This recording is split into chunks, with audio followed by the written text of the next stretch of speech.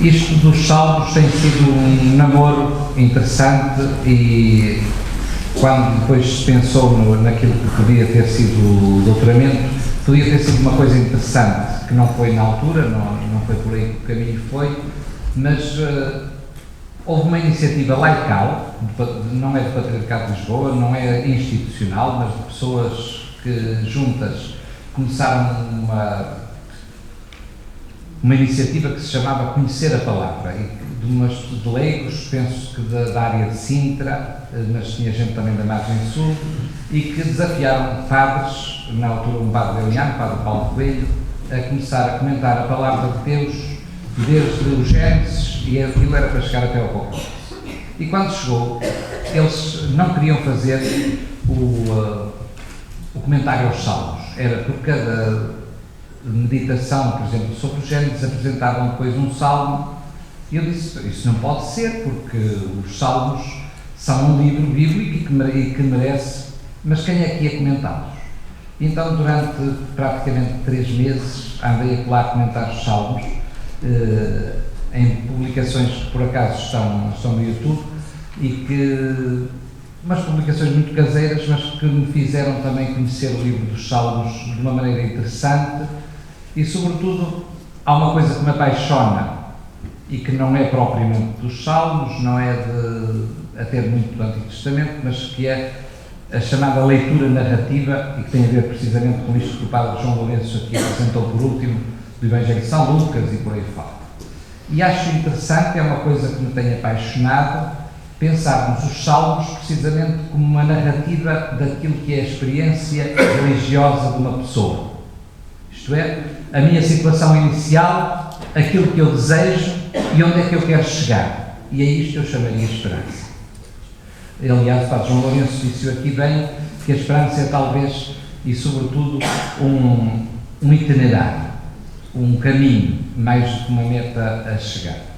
Então, e correndo o risco, Padre João Lourenço, de apresentar fórmulas antes de chegar àquilo portanto, partindo daquilo que já é uma construção para aquilo que é a experiência, eu quis pensar um pouco o que é esperança, para que depois possamos ir à procura, dentro do livro dos Salmos, de itinerários que nos levem a este caminho.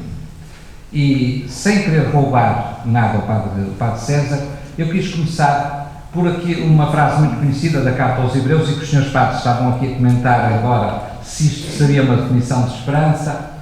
E lembro-me que quando foi o ano da fé, em 2012, fazia muita confusão que quando pessoas, inclusive os senhores bispos eminentes, falavam de fé, para definir a fé falavam de esperança.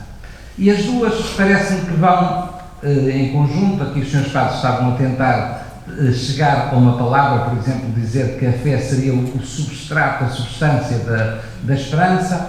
O certo é que a Carta aos Hebreus diz-nos isto: a fé é o fundamento das coisas que se esperam e a certeza das realidades que não se vêem.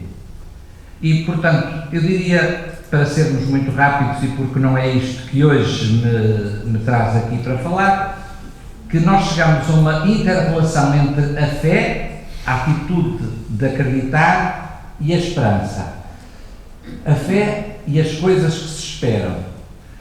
Do conteúdo da esperança, dizemos que são as realidades que não se veem e que, quando se passam a ver, deixamos de esperar porque já estamos a fazer experiência delas. E nós vemos, na primeira carta aos Coríntios, São Paulo apresenta-nos isto, a dizer que há um agora e há um depois. E a esperança é aquilo que nos põe em relação entre o agora que vivemos e aquilo que é o depois, onde nós desejamos chegar. Na mesma carta aos Hebreus, diz-se que, tendo nós, graças ao sangue de Jesus, plena confiança de entrar no Santo dos Santos, diz a carta aos Hebreus, mantenhamos sem vacilar a confissão desta esperança.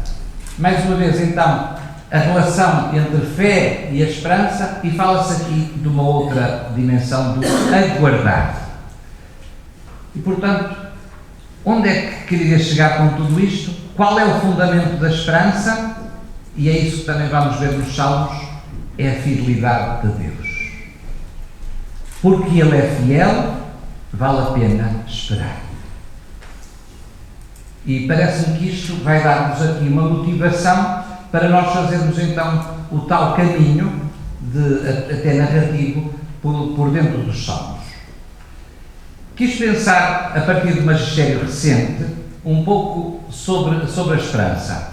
Logo a seguir à Jornada Mundial da Juventude de Lisboa, o Papa Francisco escreveu a mensagem para a Jornada Mundial da Juventude do ano seguinte, e que dizia isto. E o Padre João já o disse aqui também: há esperanças que não são esperanças.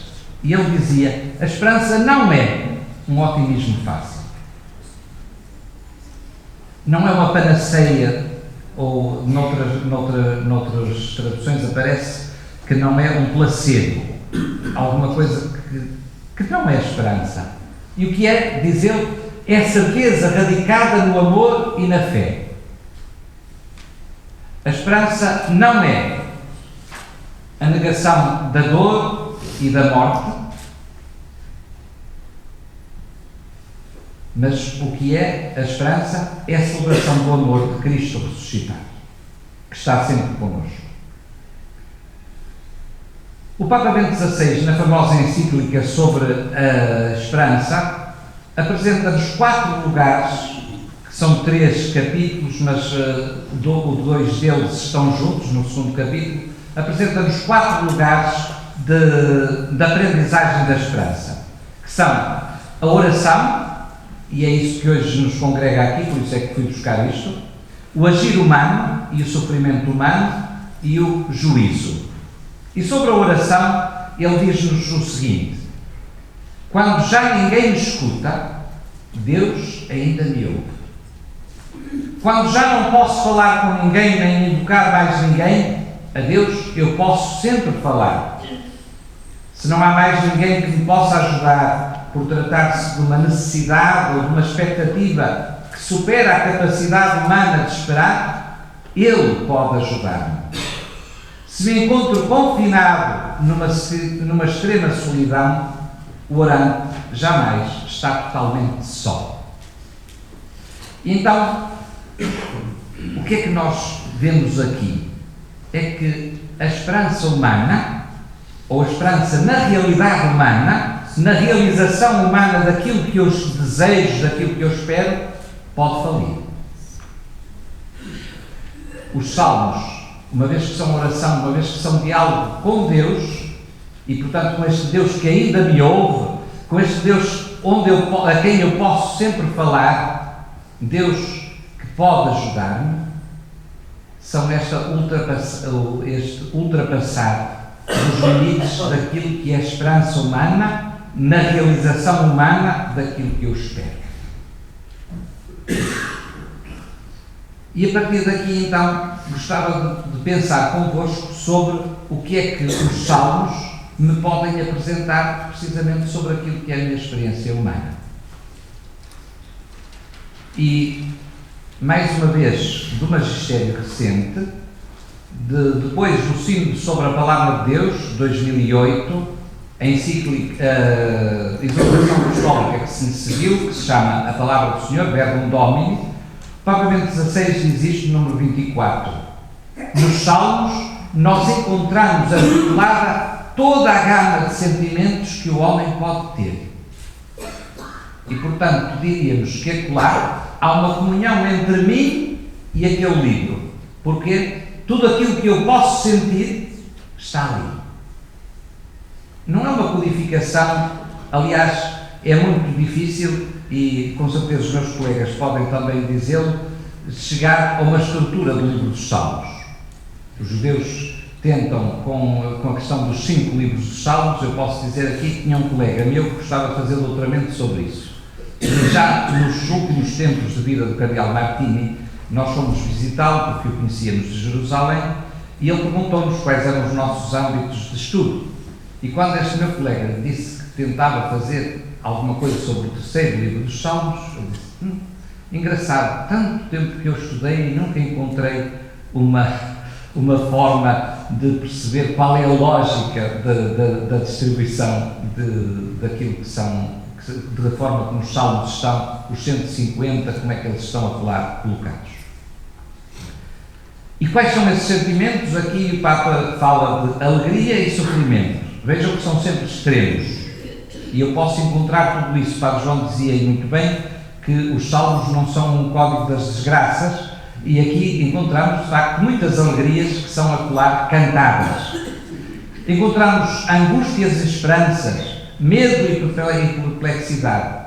Tudo isto no livro dos Salmos, e sobre isso também vou tentar, então, falar-vos. Uma coisa que fui aprendendo e que me tem interpelado bastante é olhar para algo que pode ser puramente académico e que eu tenho aprendido que deixa de o ser, que é aquilo que são chamados os géneros literários dos Salmos, ou para quem conhece o texto que aqui foi citado do Padre João Lourenço, ele segue, se eu não me engano, uma terminologia do Cardeal Ravasi, que fala mais do que de géneros literários, de famílias de salmos. E aí nós encontramos salmos que são súplicas, ou seja, aquilo que brota do meu desejo que eu gostaria de ver realizado e que peço a Deus que o faça. E aí há quem chame súplicas, há quem chame lamentações, e aí eu então diria que nestas súplicas nós vemos a esperança de ver realizado um desejo. E mais uma vez, algo, e vamos vê-lo depois em alguns salmos concretos, um desejo que humanamente já não é possível realizá-lo. Com certeza, para quem é familiar com os salmos, e penso que o somos um pouco todos, muitas vezes ouvimos isto: todos me abandonaram, até o amigo íntimo em quem eu confiava. Então, estão superadas todas as possibilidades humanas. O que é que me resta? Deus. E é aí que os salmos então pretendem levar-me. Por outro lado, nós podemos pensar nas ações de graças. E aqui entra a tal narrativa que lhes dizia. E é muito interessante que, às vezes, dentro dos próprios salmos, nós já encontramos isso. Encontramos uma súplica que termina em ação de graças. Ou seja, o próprio orante quase que nos vai dando um itinerário do que foi sendo a sua experiência religiosa, de como pediu e foi atendido, ou que muitas vezes essa ação de graças acaba por ser a esperança de vir a ser atendido, ou seja, uma certeza íntima de que a sua oração vai transformar-se em realização, em realidade transformada. Ou muitas vezes encontramos um salmo e depois um outro, onde encontramos então essa realização e aquilo que era a súplica deu lugar a uma ação de graças. E portanto seria sobretudo esta gratidão por ver a esperança transformada em realidade. Eu quis aqui pôr o louvor, não do meu ponto de vista, o louvor separado das ações de graças não entra nesta dimensão da esperança, ou se poderíamos dar muitas voltas para chegar lá, mas acho que nas outras duas é mais imediato e então é por aí que fico. Há uma questão académica que se levanta e que eu gostava de trazer hoje aqui, só para vocês pensarem, porque tal como eu pelo menos não lhe dou uma resposta, se calhar também não a pretendo de vocês, que é de percebermos qual é a oração, de onde é que brota a oração. Há quem diga que a gênese daquilo que são os salmos estaria no louvor, ou seja, eu olho para a criação, olho para a história como lugar da ação de Deus e dali nasce a minha oração. Outros dizem que a oração primitiva é esta oração de súplica e, portanto, uma oração de esperança, de dizer, eu estou sozinho, humanamente impossibilitado de ver realizada a minha esperança, e então do meu coração brota um grito, um clamor, como se usa em algumas traduções, um clamor a Deus para ver realizada a minha esperança. Eu pessoalmente, e correndo o risco de não ser tão elevado naquilo que é a tentativa da oração, vejo sobretudo nesta segunda hipótese aquilo que é a gênese da oração. Ou seja, olho para Deus como aquele que é maior do que eu e a quem eu posso recorrer. Porquê? Já o dissemos antes, e vamos vê-lo também a partir dos próprios salmos, daqueles que vou citar aqui, porque Deus é fiel. Porque a minha história do passado já me deu mostras daquilo que Deus é, daquilo que Ele pode ser, daquilo que Ele tem para dar.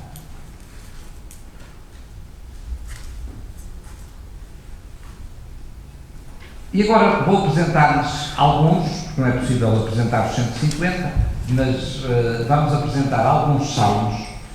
E quis começar por um, ainda sem dizer qual é, a que chamei desta maneira: sementes de esperança no meio da desolação. Recordem-se, se pudermos fazer este itinerário, portanto é a base por onde eu me situei, que apresentamos atrás o sofrimento humano, a partir dessa reflexão do Papa Bento XVI, o sofrimento humano como um lugar de aprendizagem da esperança. E quando falamos de sofrimento, podemos falar de desolação, não uma desolação propriamente espiritual, mas quando parece que nada faz sentido, quando parece que estamos dominados pelo vazio. A esperança então apareceria como esse conteúdo que pode encher ou preencher o vazio. E estou a falar então do Salmo 80, Salmo 79. Há uns anos, e aqui deixem-me dizer-lhes uma experiência de um compositor musical, dizia-me um compositor italiano que tinham-lhe pedido para compor um salmo responsorial para este salmo. O famoso A Vinha do Senhor é a Casa de Israel. E ele compôs a coisa em tom menor, como uma lamentação.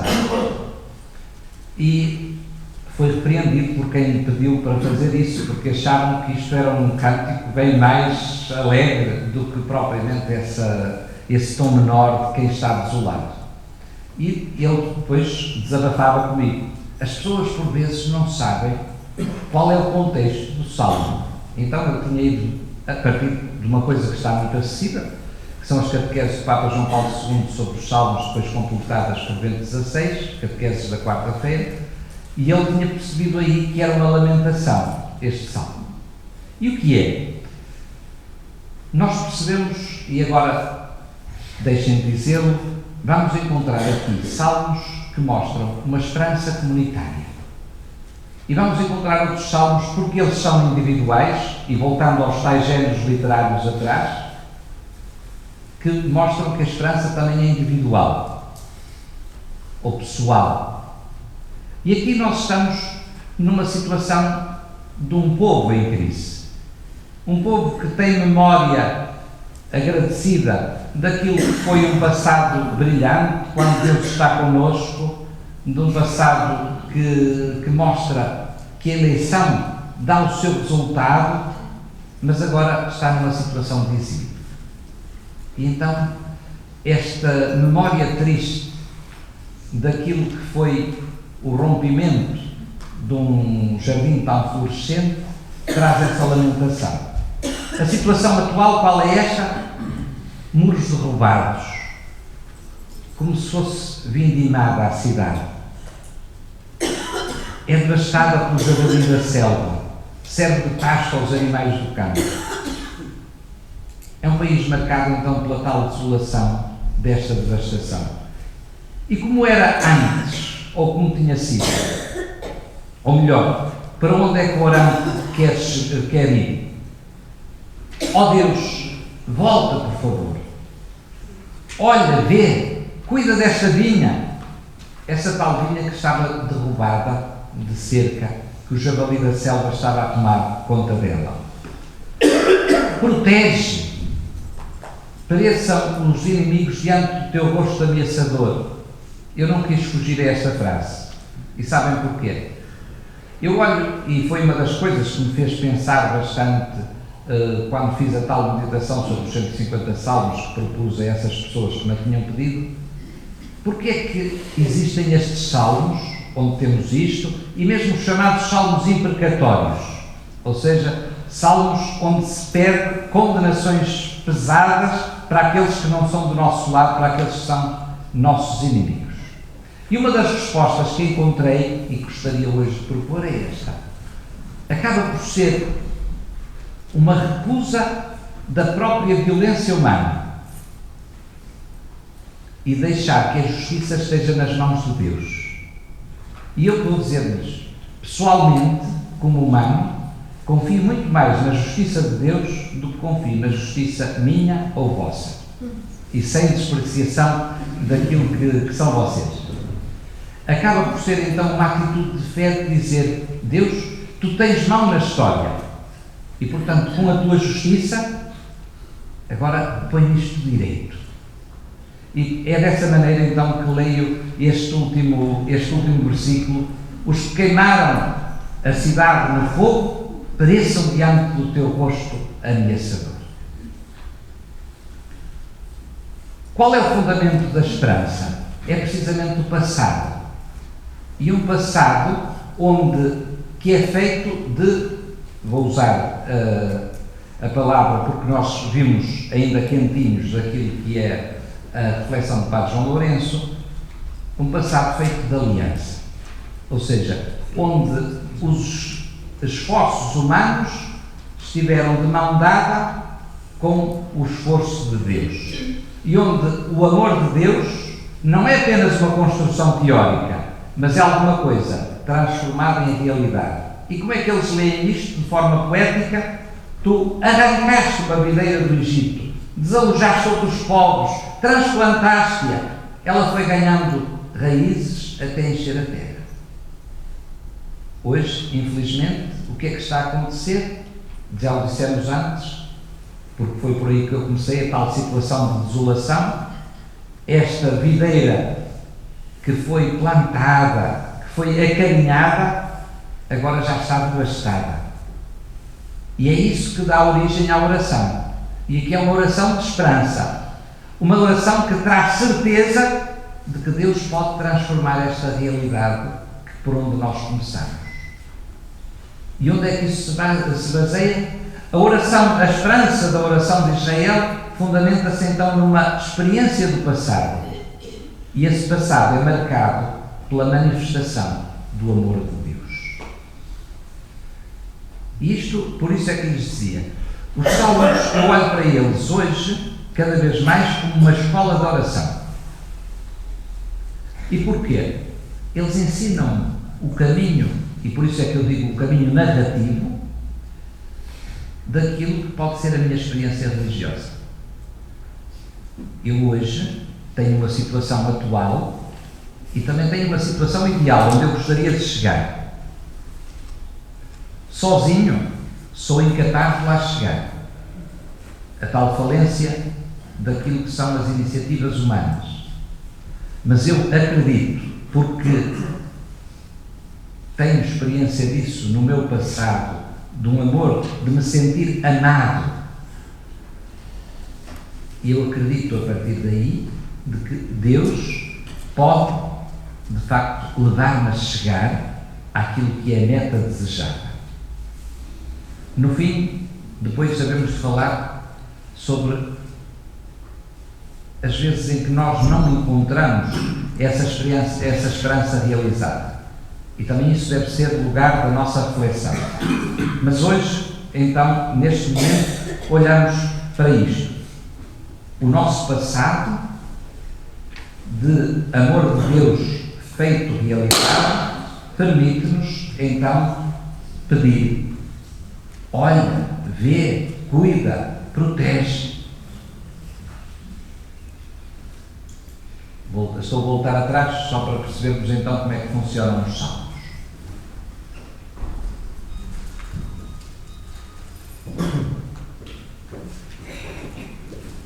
Qual é a solução que ele encontra? É a solução de recorrer a Deus. Lembram-se que dizíamos há bocadinho já numa reflexão sobre estas coisas, o Papa Bento XVI dizia com estas palavras: quando já ninguém me escuta, Deus escuta-me. Quando já não posso falar com mais ninguém, eu posso falar com Deus. E por isso eu posso gritar e dizer-lhe: escuta, mostra a tua grandeza, desperta o teu poder, volta-te para nós, mostra o teu rosto. E este grito já traz consigo também aquilo em que eu acredito, e eu serei salvo. Escuta, desperta o teu poder, vem salvar, porque eu acredito que tu podes fazê-lo.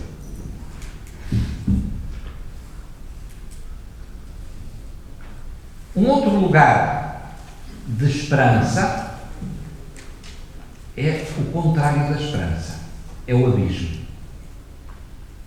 E quando nós pensamos no abismo, pensamos em tudo aquilo que é o lugar do vazio, da ausência de Deus. E se repararam há pouquinho, eu dizia que a esperança era este desejo de preencher estes lugares de vazio e de o preencher da presença de Deus.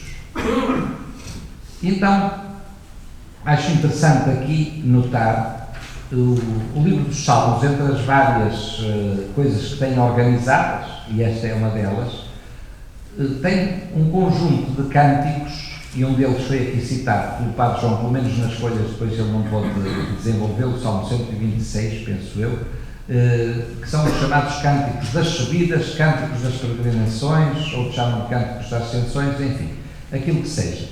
O certo é que são cânticos que têm muito a ver também com aquilo que é a experiência jubilar da peregrinação.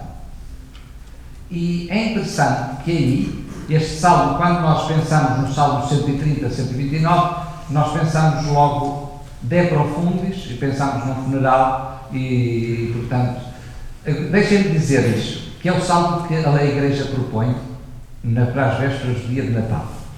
E, portanto, se calhar não estamos assim, não é alguma coisa que se fica pelo abismo, mas vamos dizer, é de facto um salmo de esperança. E é por isso que eu hoje aqui o trago. E talvez, se nós olharmos para a tal narrativa do salmo, do abismo até à esperança, é uma narrativa de peregrinação. E por isso uma narrativa jubilar, deixem-me dizer assim, e de facto é aquilo que é o próprio lema do jubileu, não é? Peregrinos de esperança, portanto, para nós queremos caminhar. Do fundo do abismo eu clamo a ti, Senhor.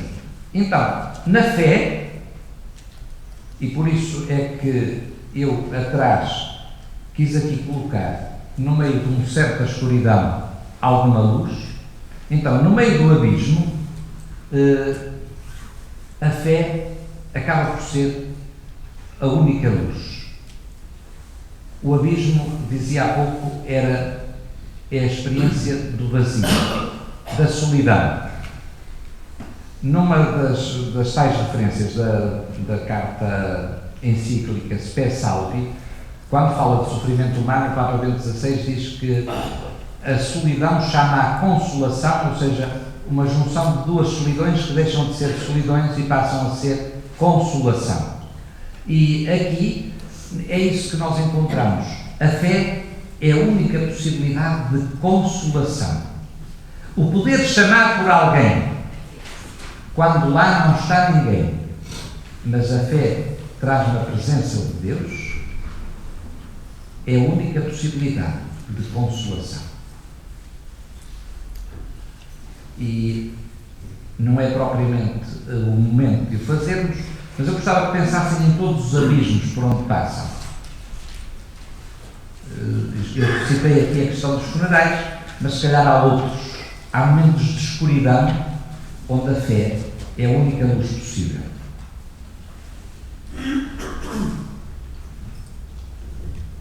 Ele pode ter uma significação espiritual, e eu penso que é por aí que o Salmo vai.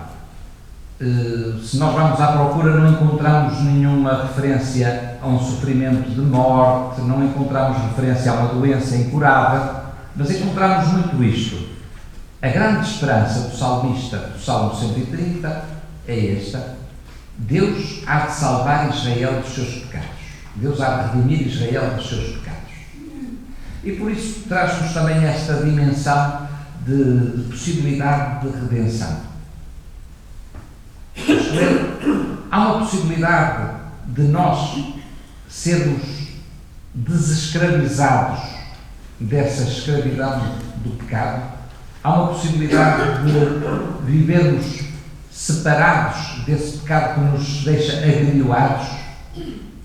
E por isso, então, o salmista diz: se tu tiveres em conta os pecados, ó Senhor, quem te irá resistir? Como se dissesse que, se fossem medidos os pecados, a vida é impossível. A única solução é a morte. O pecado acaba por ser então esse abismo da ausência de Deus. E por isso o salmista apresenta-nos o fundamento para ele poder esperar. É como, e deixem-me dizê-lo, ao longo dos salmos, muitas vezes nós vamos encontrar, sem dizerem creio em um só Deus, mas vamos encontrar manifestações daquilo que é a fé, em que é que ele acredita. E de facto, dentro deste salmo, ele vai dizer: é porque junto de ti está a misericórdia. É porque tu has de salvar Israel de todos os seus pecados. Então vale a pena eu gritar para ti. Junto de ti está o perdão. Junto do Senhor que há misericórdia. Com Ele há abundante redenção. É Ele que há de redimir Israel de todos os seus pecados. Ou seja, o perdão, a misericórdia de Deus são o fundamento para que eu possa esperar, porque eles podem anular o efeito do abismo. Eles podem anular o vazio, a solidão. Eles podem, a misericórdia e o perdão de Deus podem então trazer essa consolação desejada. E por isso a atitude qual é? A esperança. Eu espero no Senhor. A minha alma espera. E aqui vamos vendo vocabulário, porque muitas vezes na Bíblia, conforme dizia o Padre João, nós não encontramos uma linearidade das coisas. E por isso temos de ir à procura de palavras sinónimas. Já disse aqui entre fé e esperança, agora juntamos-lhe também a confiança. E se a confiança não é também uma destas atitudes que dá nome e que sobretudo ajuda a definir aquilo que é a esperança. E por isso ele diz: eu confio na palavra do Senhor. Como se dissesse, eu espero na palavra dele. Os salmos, muitas vezes, como muito da literatura bíblica, a começar pelas parábolas de Jesus, as realidades difíceis têm de ser definidas através de comparações daquilo que eu posso compreender. E já estamos a perceber que, muitas vezes, precisamente porque a esperança diz as realidades que não se vêem, então a melhor coisa que eu tenho é olhar para aquilo que eu vejo e que pode ser a imagem espelhada do que é a esperança. E então diz: olha, as sentinelas esperam pela manhã, e é assim que eu espero pelo Senhor. E por isso traz-nos uma imagem da esperança que atua durante a noite e que se vê realizada quando o sol desponta na aurora. Não sei se estão a ver aqui aquilo que, por exemplo, é a imagem do tríduo pascal até ao dia de Páscoa. Ou seja, o dia do silêncio avassalador do Sábado Santo, de muitas perguntas e às vezes poucas respostas, e que encontra a sua resposta no despontar do novo dia, na manhã de Páscoa.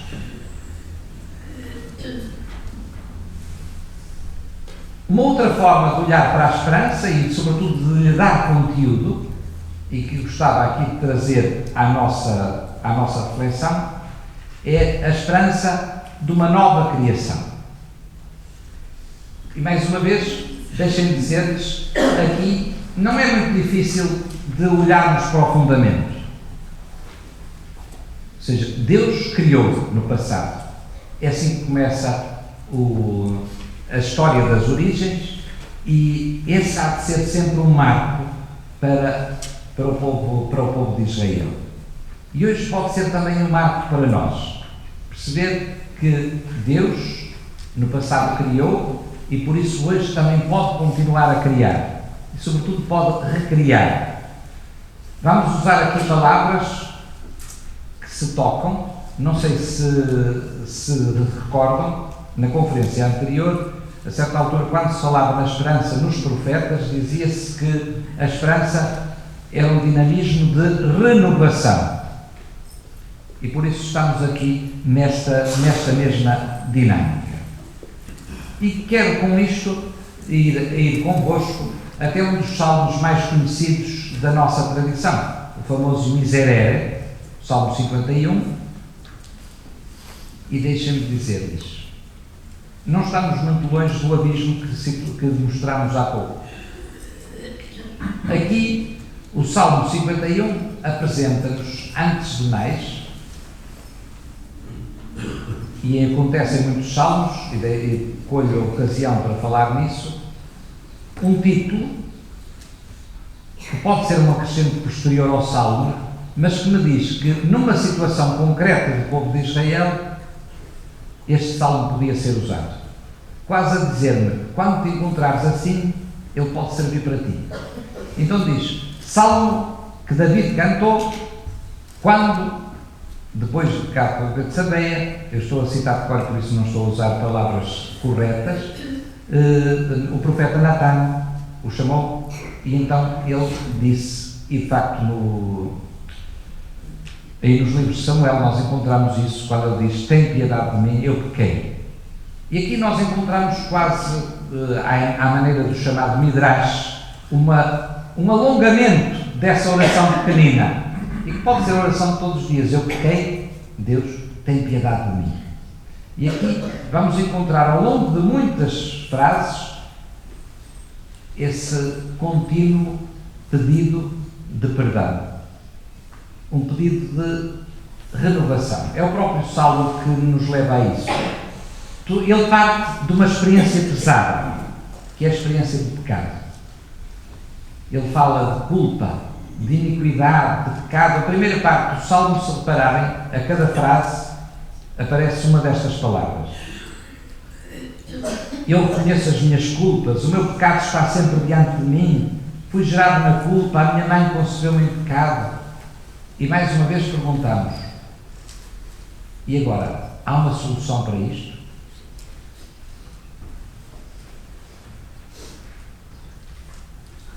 Essa experiência pesada parece ser, nas tais imagens que o salmista vai utilizar, chega a ser equiparada à morte. Os meus ossos foram triturados. Estão a imaginar o que é? Os ossos que há bocadinho, aqui se calhar ainda era mais difícil de os pôr todos em pé na profecia de Ezequiel, porque eles estão em pó. E tudo isso é o resultado do pecado.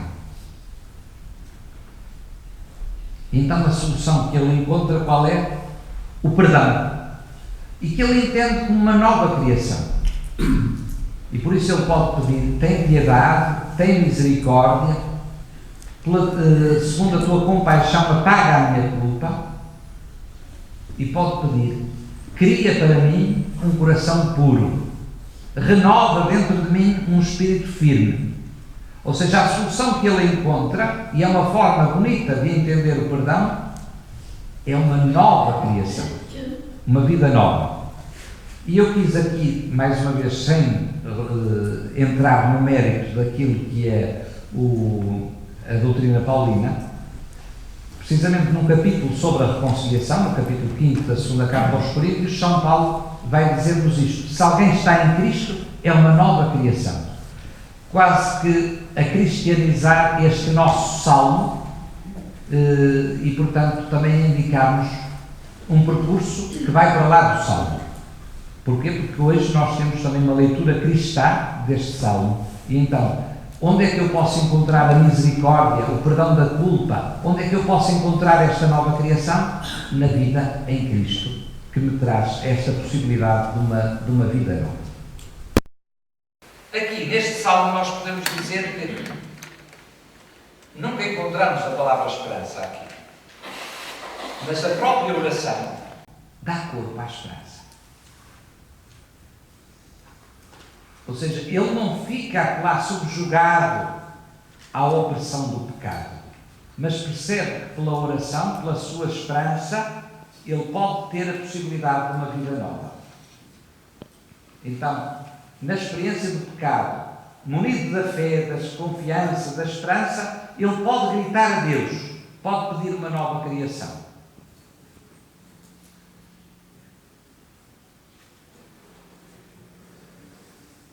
E agora gostava de pensar convosco, e já o dissemos muitas vezes, que é, as nossas experiências passadas acabam por ser um tesouro que nós temos para situações novas de desespero, de desilusão, de falta de esperança, do tal vazio. E penso convosco aqui no Salmo 40, 39, que na tradução litúrgica, porque se parte daquilo que é a tradução grega, começa precisamente assim: esperei no Senhor com toda a confiança. Se vamos a partir do hebraico, começa desta forma: bem alto eu clamei ao Senhor e Ele inclinou-se para mim. É interessante, um salmo que começa precisamente por isto, não pela súplica, mas é uma história de esperança resolvida.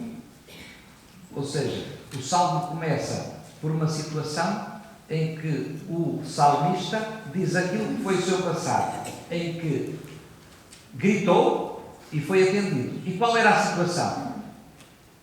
É como se ele dissesse: eu estava numa cova fatal, num charco de lodo. Estão a imaginar o que é querer sair de lá e não consigo sair?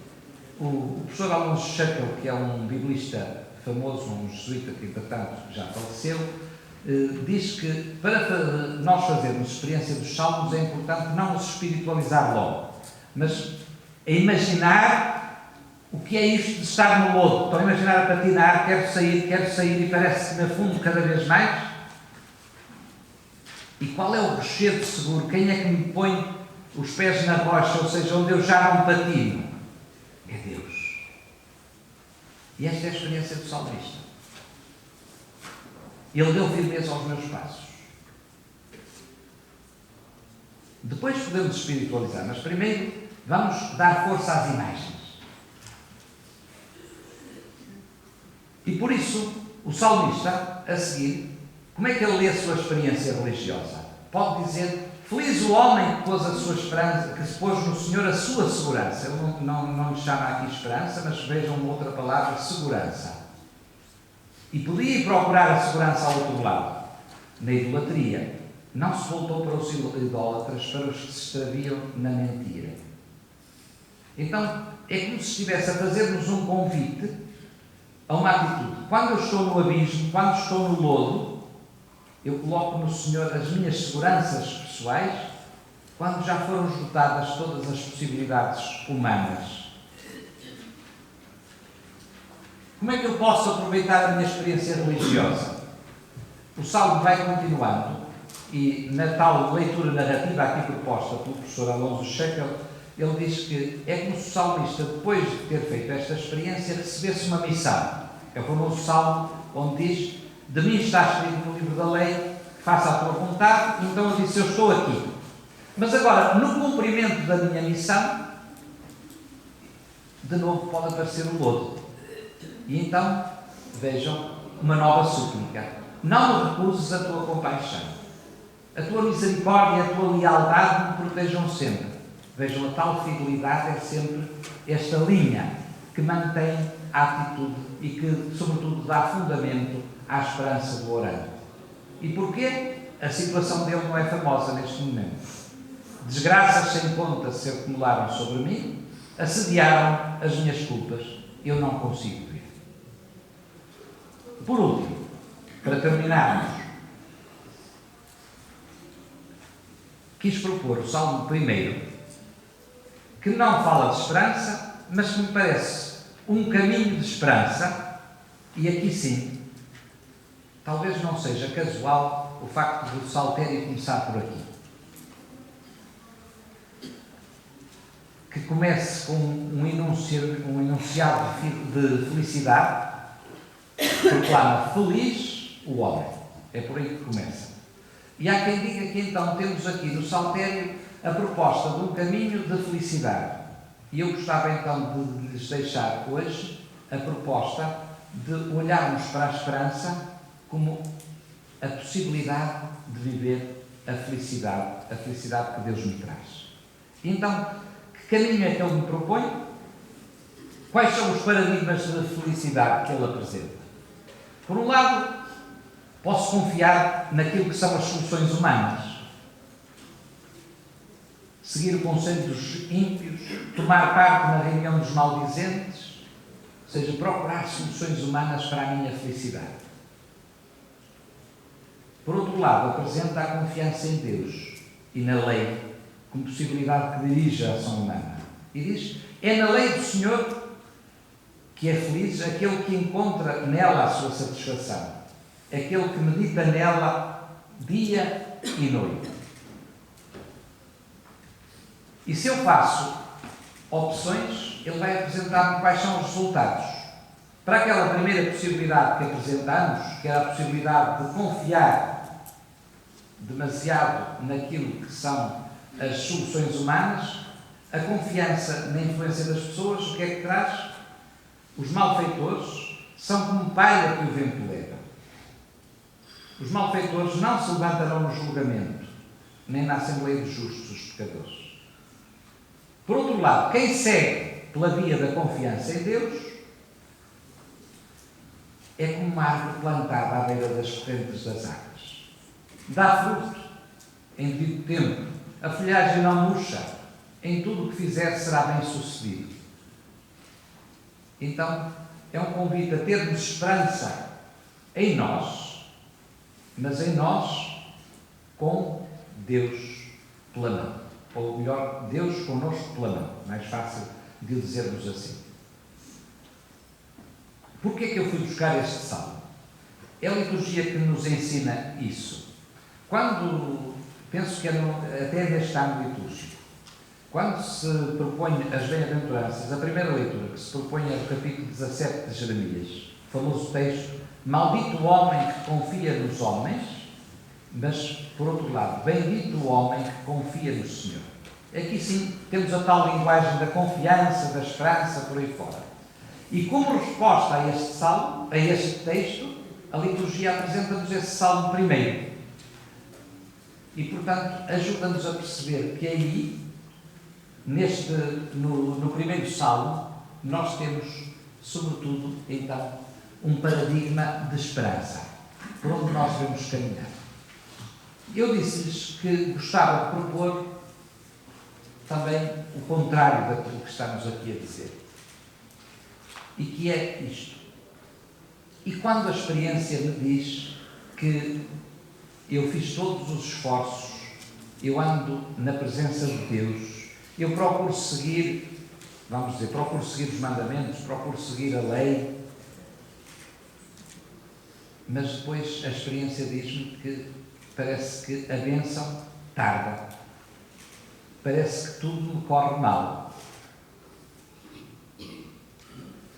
Aquilo que, e aqui é uma proposta de reflexão, mais uma vez, do Papa Bento XVI, ele diz, porque a esperança não é ainda cumprimento.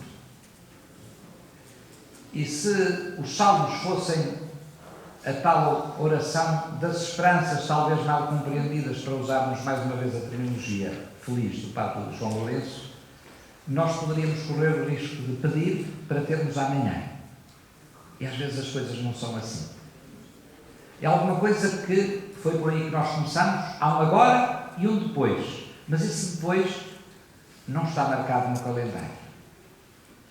E por isso, a esperança dá-nos coragem para podermos continuar a caminhar. A esperança que não foi hoje, mas pode ser, porque está na mão de Deus. E por isso, Eu penso que os salmos também nos ajudam a isto. O salmista, muitas vezes, a maioria das vezes, com certeza, não sabe, não vê se aquilo que pede vai ser realizado. Mas há uma certeza, e que pode parecer um pouco estranho dizer isto, mas ele atira-se para as mãos de Deus. E também isso é esperança. Ou seja, eu coloco-me nas tuas mãos. E o meu destino depende de ti. E essa é também a esperança. Uma esperança feita de total confiança filial. E eu penso que também isso se traduz, então, nos salmos. Enfim, conforme dizia, aquilo que procurei fazer para cada salmo foi fazer este caminho de perceber que há uma situação inicial, uma situação ideal onde pretendemos chegar e que o caminho que nos é apresentado pelos salmos é um caminho de oração que é a tradução, conforme dizia o título desta meditação, é a tradução daquilo que é a esperança. Porque a esperança, Padre João Lourenço disse-o bem, se calhar não tem definição, define-se nas atitudes crentes de cada um de nós, e uma dessas atitudes, fundamental na experiência religiosa, é a oração.